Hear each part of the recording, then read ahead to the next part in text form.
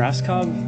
I'm an inventor slash musician. I have several instruments that I've created. I've been working on getting a performance group together to play these instruments in live, real situations out in New York City clubs. We found kind of a home with the Frying Pan, which is an actual ship that's been turned into a club. It floats in the water. It's actually docked in Chelsea off the west side of New York. I'm a graduate student at New York University's Interactive Telecommunications program, which is part of the film school, but is focused on interactivity and the relationship between humans and technology. And a big part of that is musical instruments. I took a course called NIME, New Instruments for Musical Expression, NIME, and as part of it I had to do a performance of my instrument, which is called the sound shell.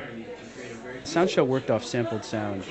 It took sounds from the room and let you manipulate them using this giant hammer that you waved at the front of it and sometimes hit it with. It was kind of a cross between a theremin and whack-a-mole. For the performance, I actually took a vocal track of myself explaining what it does, and I manipulated it live using the controls. It was a very conceptual piece, based mostly on ideas about recorded sound and not having a sound source, and just using the sound in the room, like wherever you go. I think it was fairly successful then, but I've since moved on into other places.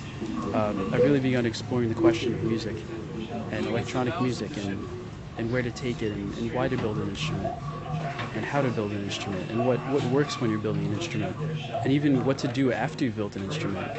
I mean, is there a scene for this? Do people do this professionally? These are some of the issues that I'm trying to explore here. This is the whole reason I made this documentary, is to go out and search and see what's going on in New York City, to feel the pulse of electronic music there and figure out between my fellow students and myself what kind of opportunities there are out there, especially after we're done here in school.